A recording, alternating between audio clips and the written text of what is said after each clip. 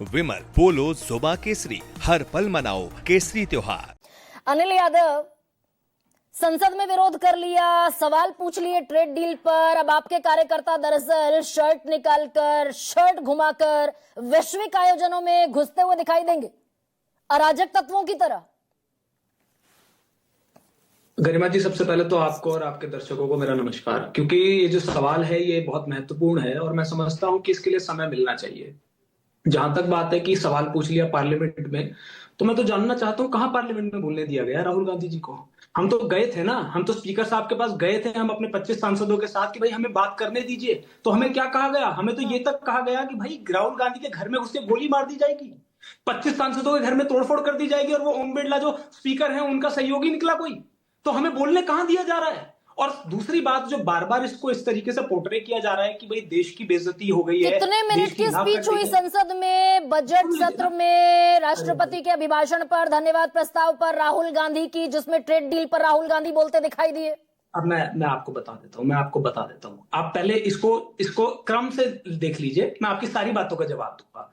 पहली बात तो आपका सवाल यह है कि देश की बेइज्जती हो गई है। मैं आपको स्पष्ट कर दूं कि देश की बेइज्जती लोकतंत्र में विरोध करने से नहीं होती है। देश की बेइज्जती होती है तब जब देश का केंद्रीय मंत्री जो है उसका नाम एप्स्टीन फाइल में आ जाए। देश की बेइज्जती होती है कि ऐसे वहशी दरिंदे जेफरी एप्स्टीन को वो प्यार से जेफ कहता है और दर्जनों बार उससे मिलता है।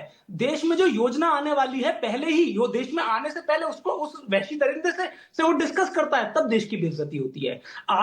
जब आप ऑपरेशन सिंदूर कर रहे होते हैं और पाकिस्तान को हमारी सेना नाको चने चबवा रही होती है, और तब अमेरिका के दबाव में, अगर अमेरिका ये कहता है कि मेरे दबाव में हमने ये कॉम्प्रोमाइज कर लिया, तब देश की बेइज्जती होती है। देश की बेइज्जती इससे बेहतर आप क्या, अनिल, आप क्या इस मौके को, इस मंच को, इस विरोध प्रदर्शन के तरीके को जस्टिफाई कर रहे हैं कि भाई घुस गए वैश्विक आयोजन में, जिसकी हम पहली बार मेजबानी कर रहे हैं, वहां शर्ट उतारते दिखाई दिए, ये अराजक तत्वों की तरह टी शर्ट लहराते दिखाई दिए, नंगे बदन?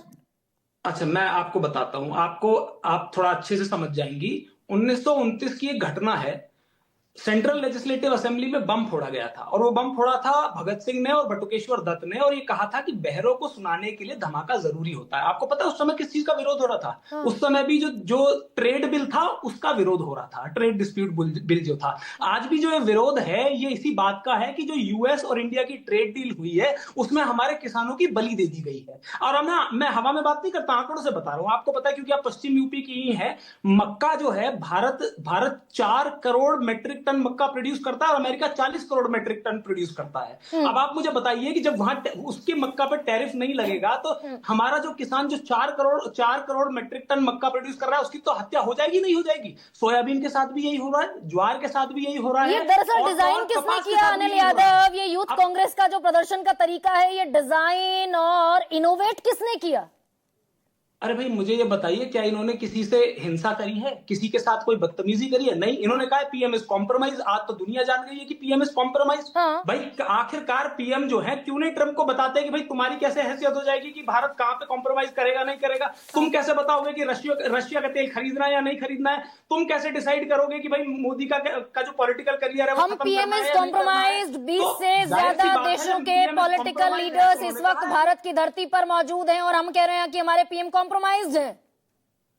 तो इसमें हम क्या रहे हैं? तो दुनिया को पता है ये जो ट्रेड डील हुई है। आप बताइए ना कि 18% टैरिफ वो हम पे लगा रहे हैं, हाँ। और हम उन पे 0% लगा रहे हैं। हाँ। बांग्लादेश तक हमसे अच्छी डील करके ले गया, तो इसमें क्या दुनिया को नहीं दिख रहा है क्या? आप मत बोलिए, भारतीय जनता पार्टी नहीं बोलेगी, ये संस्थान नहीं बोलेंगे, तो क्या दुनिया चुप बैठ के देख नहीं रही है? तो इंटरनल मसले अनिल यादव के घर के जितने इंटरनल मसले हैं वो पड़ोसियों के सामने प्रदर्शित करते दिखाई देंगे अनिल यादव, तो या फिर इंटरनल मसलों को घर की दहलीज के भीतर हम सुलझाते दिखाई देंगे? ये तो इंटरनल है ही नहीं ना, ये तो इंटरनेशनल इशू है भाई। यूएस के साथ हमने ऐसी ट्रेड डील करी है। ये देश 60 करोड़ से ज्यादा आबादी आज भी खेती पर निर्भर है। आपने 60 करोड़ लोगों का गला घोट दिया, तो जाहिर सी बात है कि दुनिया देख रही है, और हमारा बतौर विपक्ष ये कर्तव्य बनता है कि हम इन बातों को उठाएं भी और बताएं भी और नहीं, निकलिए ना अनिल यादव सड़क पर भाई।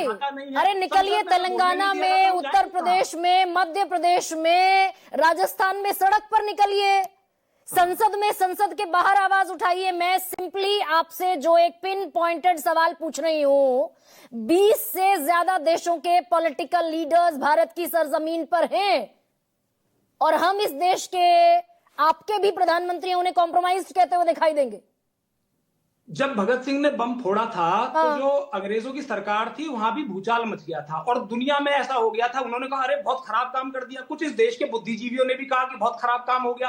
आज लगभग 100 साल से ज्यादा हो गए उस बात को, लगभग 100 साल होने वाले हैं। आज हम उन लोगों को पूजते हैं क्योंकि उन लोगों ने ऐसा काम कर दिया जिसकी चर्चा आज भी हो रही है। और मैं तो कहता हूं कि बिल्कुल ठीक किया है, किसी को नुकसान नहीं पहुंचाया है, सबकी आज कम से कम आप मुझे मौका तो दे रही है कि मैं बताऊं अपने किसानों का दुख। यहाँ पर 70 करोड़ 60 से 70 करोड़ किसान की बलिदानी दी जा रही है और चर्चा भी ना हो, ऐसा नहीं होगा। हम ये पुरजोर तरीके से वहां पर भी उठाए और हर प्रदेश में। भगत सिंह अंग्रेजों की सरकार थी, अंग्रेजों की नेशनल असेंबली थी, भगत सिंह उसमें बम फोड़ रहे थे। हम अपनी ही सरकार की इज्जत को, 140 करोड़ लोगों की इज्जत को पलीता लगाते दिख गए आज। तब गोरों की सरकार थी, अब जो है अंग्रेजों के चेलों की सरकार है। वही वैसे ही लोग तब थे और वैसे ही लोग आज है, वो भी किसानों के खिलाफ थे, ये लोग। यानी Congress is not responsible for our international image, what we are projecting to the world. नहीं, बिल्कुल हम रिस्पॉन्सिबल हैं, बतौर सिटीजन भी हम रिस्पॉन्सिबल हैं भाई। एक एक आदमी की जिम्मेदारी बनती है। आप मुझे बताइए ना कि एफसी अगर इतनी ही इमेज कॉन्शियस है तो एफसीन फाइल पर क्यों नहीं हरदीप पुरी का इस्तीफा ले लेते हैं। एक बिल क्लिंटन को, जिसको पेडोफाइल दुनिया मान रही है, आप उसे भाषण देने के लिए बुला रहे हैं देश में, तब आपके देश की इमेज नहीं खराब होती है।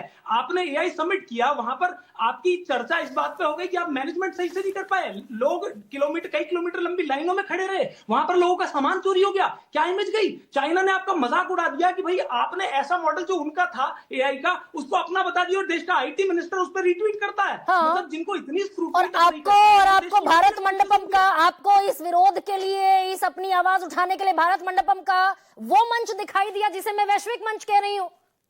बिल्कुल, जो जिस मंच पे सुना जाएगा वो सब मंच जो है वो मजबूरी होती है विपक्ष की। कहाँ प्लान हुआ? अच्छा ये अनिल यादव, ये प्लान कहाँ हुआ कि ऐसे यूथ कांग्रेस के 15 से 20 नेता पहुंचेंगे, वो शर्ट उतारेंगे, छपवा कर लाएंगे ट्रंप और मोदी की तस्वीर टी शर्ट पर? कहाँ प्लान हुआ ये? देखिए, मुझे लगता है कि ये इंपॉर्टेंट ये नहीं है, इंपॉर्टेंट तो इशू है ना।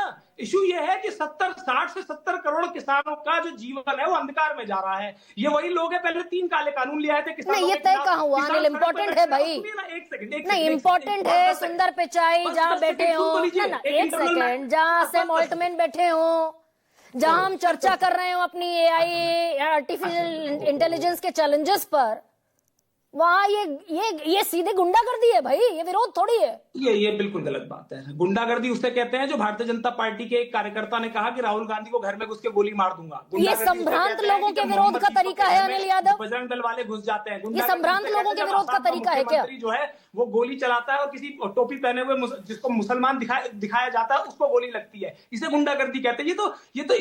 इससे मुझे लगता है कि बाहर की दुनिया में मैसेज जाएगा कि भारत में तो वाकई में लोकतंत्र है, कि भाई विपक्ष जो है ऐसे मुद्दे पर प्रदर्शन कर सकता है। इससे कहां इमेज खराब हुई है? हम कहते हैं अपने आप को मदर ऑफ ऑल डेमोक्रेसी, और डेमोक्रेसी में आप कह रहे हैं कि भाई विरोध क्यों कर दिया? नहीं, जंतर मंतर भूल गए आप भाई। जंतर मंतर विरोध प्रदर्शन की जगह होती थी ना अनिल यादव।